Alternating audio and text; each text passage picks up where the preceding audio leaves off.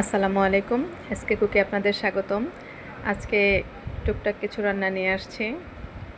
তো ফার্স্টে যে রান্নাটা করব সেটা হচ্ছে মুরগির মাংস। তো একটা কক মুরগি রান্না করব। আমি আসলে ফার্মের মুরগিটা তো পছন্দ করি না। তো বাবুর আব্বু বাজার থেকে কক মুরগি নিয়ে আসছে, আমার আম্মারা আসছে বেড়াতে। তাই এটা ছাড়াও আমার আম্মা, আমাদের ফ্যামিলির বেশিরভাগ মানুষই এই ফার্মের মুরগিটা পছন্দ করে না। ছোটোখাটো বাচ্চারা এটা পছন্দ করে, কিন্তু বড়রা আসলে আমি দেখেছি অনেক জায়গাতেই এই কক মুরগিটা অনেক পছন্দ করে, যার জন্য এটার দামও অনেক বাড়িয়ে দিয়েছে। বাজারে গেলে কক মুরগির দাম শুনলেই মনে হয় যে ভোঁদড় দিয়ে চলে যাই। তো দিয়ে দিলাম আমি পেঁয়াজ মশলা। তো এগুলো একটু ভাজা ভাজা হলে আমি এটার মধ্যে অ্যাড করব আদা বাটা, রসুন বাটা, তারপর দিয়ে দিব একটু জিরে বাটা। তারপর আবার মশলাটা কষিয়ে ভালোভাবে কষাবো যেন এটার কাঁচা গন্ধটা দূর হয়ে যায়। তো এবার দিয়ে দিলাম আমি হলুদের গুঁড়ো, মরিচের গুঁড়ো, আপনাদের স্বাদ মতন বা আপনাদের মেজারমেন্ট অনুযায়ী আপনারা দিবেন। মশলাটা যদি পুড়ে না যায় সেদিকে খেয়াল রাখতে হবে, এর জন্য আমি দিয়ে দিলাম একটু পানি, জিরের গুঁড়ো, গরম মশলার গুঁড়ো। সব মশলাগুলো অ্যাড করার পর আমি ভালোভাবে কষিয়ে নিব। তারপর এটার মধ্যে দিয়ে দিব কক মুরগিটা। তো কক মুরগিটা ভালোভাবে মশলার সাথে মিশিয়ে নিব। মিশিয়ে নিয়ে এটার কালারটা কেমন আসছে দেখুন, খুবই সুন্দর লাগছে এটার কালারটা। তো যারা যারা এখনও আমার চ্যানেলে নতুন আছেন, লাইক করুন, কমেন্টস করুন এবং চ্যানেলটি সাবস্ক্রাইব করে আমাদের পাশে থাকুন। তো আমার রান্নাটা এখন কষানো শেষ, মুরগিটা এখন কষানো শেষ, প্রায় শেষ না, আরও কিছু বাকি আছে। মানে হচ্ছে এখন একটু পর আমি পানি দিয়ে দিব। পানি দেওয়ার পর আমি মশলাটা আরও ভালো করে মুরগির সাথে যেন কষে যায় সেজন্য এই পানিটা আমি অ্যাড করব, কিন্তু এটা ঝোল হিসেবে নয়। এই পানিটা অ্যাড করব হচ্ছে ফার্স্ট অবস্থায় যেই মশলাটা কষানোর জন্য হয় সেটার জন্য।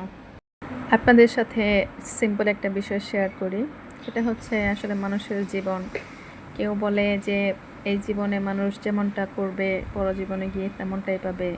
যদি আসলে মানুষ এই জিনিসটা বুঝতো তাহলে কি সেটা করতো? অবশ্যই করতো না। আর যারা করে তারা কি ভেবে করে, বুঝে করে, সেটা আমার জানা নেই। প্লিজ আপনাদের জানা থাকলে বলবেন। তো এই পর্যায়ে আমি পানি অ্যাড করে দিয়েছি। পানি কতটুকু রাখবেন সেটা আপনাদের পরিমাণ অনুযায়ী দিবেন। তো কলিজাটা আমি আগে রেখে দিয়েছিলাম, সেই কলিজাটা আমি এখন দিয়েছি। না তো তখন যদি দিতাম তাহলে কলিজাটা গলে যেত। তো প্লিজ আমার চ্যানেল লাইক, শেয়ার, কমেন্টস এবং সাবস্ক্রাইব করে দেবেন যারা এখনও আমার চ্যানেলে সাবস্ক্রাইব করেননি। অবশ্যই আমি আপনাদের ফ্যামিলি থেকে ঘুরে আসব, আমার ফ্যামিলি থেকে ঘুরে যাবেন, আমি আপনাদের পাশে থাকবো ইনশাআল্লাহ।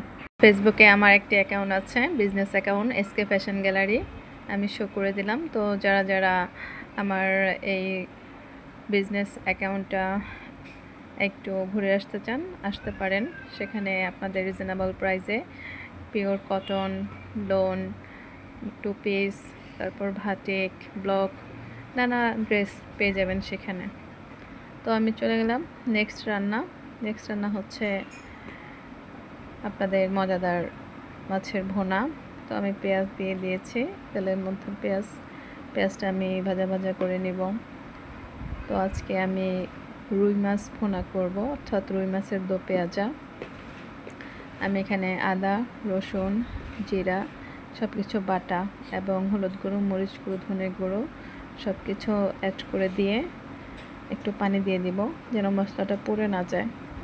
তারপর ভালোভাবে রান্না করে এটা কষিয়ে নিয়ে আমি সেখানে আগে মাছটা ভেজে রেখেছিলাম, সেই মাছ ভাজাটা আমি এখানে অ্যাড করে দেব। তো যেটা বলছিলাম যে মানুষের মধ্যে যদি বিবেক বিবেচনা বোধ থাকতো তাহলে মানুষ মানুষের সাথে কখনোই কিন্তু দুর্ব্যবহার বা ঠকানো এরকম কিছু করতে পারতো না, তাই না? তো এই পর্যায়ে আমি দিয়ে দিলাম পানি যেন মশলাটা পুড়ে না যায়। পানি দিয়ে আমি সেখানে রুই মাছগুলো দিয়ে নিব। তো রুই মাছের দো পেঁয়াজাটা যাদের যাদের ভালো লাগে তারা অবশ্যই আমাকে কমেন্টস করবেন যে কেমন হয়েছে জানি না। তারপর আপনাদের মতামতটা আমার খুবই ভালো লাগে। আপনারা যদি আমাকে কমেন্টস করেন, সেই কমেন্টস পড়তেও আমার খুবই ভালো লাগে। তো এরপরে আমি দিয়ে নিব জিরে গুঁড়ো, কারণ ভুনা এসবের মধ্যে জিরে গুঁড়োটা দিলে ভালোই লাগে। আমি প্রায় রান্নার শেষ পর্যায়ে চলে আসছি। তৈরি হয়ে গেল আমার রুই মাছের দো পেঁয়াজা। এখন আমার ছেলে বলছে যে সে কিছু চিপস ভাজা খাবে, তার জন্য আমি আমাদের এখানে একটি শপ আছে, সেখান থেকে এই চিপসগুলো নিয়ে এসেছিলাম। নানা রকমের এই চিপসগুলো থাকে, চিপসগুলো কিন্তু ভালোই লাগে, ঘরের মধ্যে রাখলে টুকটাক খেয়ে বাচ্চারা পানি টানি খেতে পারে। অনেক ডিজাইনের আছে। আপনারা যদি এই চিপসটা খেয়ে থাকেন বা আপনারা আমার মতন এটা পছন্দ করে থাকেন আমার ছেলের মতন, তাহলে সেটাও কমেন্টসে জানাবেন। তো আমার রান্না প্রায় শেষের দিকে, রান্না বান্না শেষ করে টুকটাক অনেক কিছু কাজ আছে, সেগুলো আমার সারতে হবে। একটা ফ্যামিলিতে আসলে অনেক কাজই থাকে, যেটা বলার কিছু নেই, আবার বললে অনেক কিছু আছে, বলে শেষ করাও যাবে না। তো আমি এই কথাটা বলতে চাই, আমরা আসলে একই ফ্যামিলির সদস্য, আমরা একে অপরকে সাপোর্ট করব। এতক্ষণ পাশে থাকার জন্য সবাইকে ধন্যবাদ।